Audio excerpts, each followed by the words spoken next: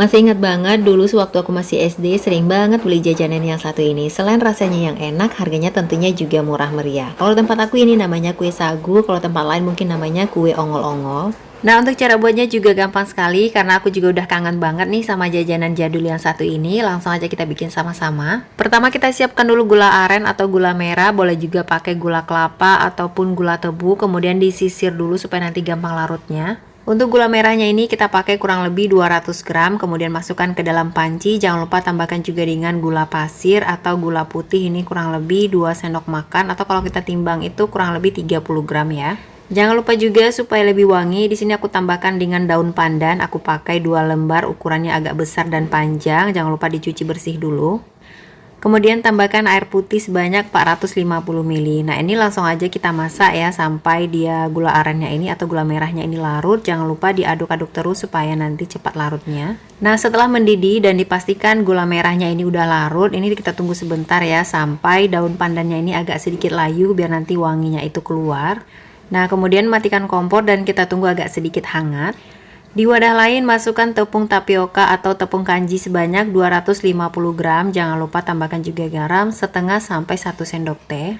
Kemudian kita tuang santan kelapa, untuk kekentalannya ini sedang ya. Kita masukkan sambil diaduk hingga semuanya tercampur dengan merata. Santan kelapanya ini kita tuang secara bertahap supaya nanti tidak ada tepung yang menggumpal atau bergerindil.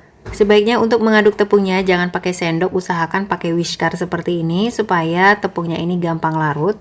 Setelah tepung dan airnya tercampur rata, baru kemudian kita masukkan air gula merah yang sudah kita siapkan tadi. Langsung aja kita masukkan semua. Untuk air gula merahnya ini udah hangat ya. Dan jangan lupa juga disaring terlebih dahulu supaya ampas pada gula merahnya ini nggak ikut masuk. Selanjutnya tinggal diaduk hingga semuanya tercampur dengan merata. Untuk memastikan tepungnya ini benar-benar tidak ada yang menggumpal atau bergerindil, boleh disaring terlebih dahulu. Selanjutnya jangan lupa tambahkan minyak goreng, aku pakai 1 sendok makan. Nah, ini diaduk kembali ya hingga semuanya tercampur dengan merata dan ini siap untuk kita kukus. Sebelum dikukus di sini kita siapkan dulu loyang. Untuk loyangnya bebas, boleh pakai loyang apa aja dan ukurannya juga boleh terserah ya. Ini aku pakai loyang persegi seperti ini. Kemudian supaya nanti nggak lengket, kita olesi dulu seluruh permukaan loyangnya dengan minyak goreng. Kita olesi tipis-tipis saja dengan merata. Dan supaya nanti saat mengukus itu gampang matangnya, di sini aku mau timbang untuk adonannya itu per 150 ml. Jadi kita masukkan ke dalam loyang nantinya 150 ml sekali kukus ya. Ini supaya nanti cepat matang dan kita menunggunya nggak terlalu lama. Ini aku timbang atau boleh diukur pakai gelas takar seperti ini 150 ml. Kemudian langsung aja masukkan ke dalam loyang yang sudah kita siapkan tadi. Kemudian langsung aja kita masukkan ke dalam kukusan yang sebelumnya sudah kita panaskan terlebih dahulu. Kita kukus 5-7 menit. Dan tutup kukusannya jangan lupa dialasi dengan serbet bersih supaya nanti air di atas kukusannya ini tidak ikut masuk ke dalam kuenya. Setelah kurang lebih 5-7 menit kita buka tutup kukusannya, kemudian kita isi kembali dengan adonan yang sudah kita siapkan tadi. Jangan lupa sebelumnya ditakar kembali seperti tadi kurang lebih 150 ml ya.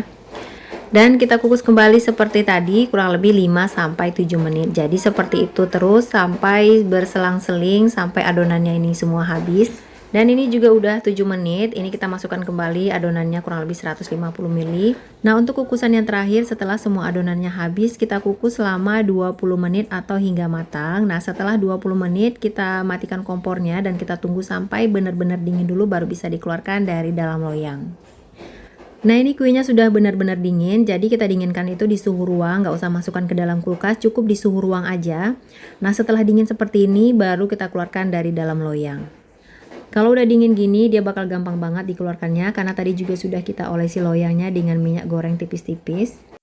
Nah, kemudian baru dipotong-potong sesuai selera supaya nanti saat dipotong itu nggak lengket. Jangan lupa pisaunya diolesi dulu dengan sedikit minyak goreng. Boleh juga pisaunya ini kita alasi dengan plastik ya. Dan juga karena tadi kita mengukusnya itu bertahap, jadi seperti ada lapisan gitu ya di kue ongol-ongolnya. Terakhir baru kita balurkan atau kita gulingkan ke dalam kelapa parut yang sudah dikukus terlebih dahulu. Untuk kelapa parutnya kita pakai yang putihnya aja, jangan lupa tambahkan sedikit garam. Kita kukus kurang lebih 10 menit baru bisa digunakan. Nah, supaya nanti kue ongol-ongolnya nggak gampang basi, jadi kelapa parutnya jangan lupa dikukus terlebih dahulu ya. Nah, ini dia kue sagu atau kue ongol-ongolnya udah jadi, rasanya enak, manisnya pas, teksturnya juga lembut dan juga ada kenyal-kenyalnya gitu. Yang pastinya bikin nagih ya. Nah, silahkan dicoba di rumah, selamat mencoba dan semoga video kali ini bermanfaat. Terima kasih bagi yang sudah menonton, sampai ketemu di video selanjutnya. Assalamualaikum.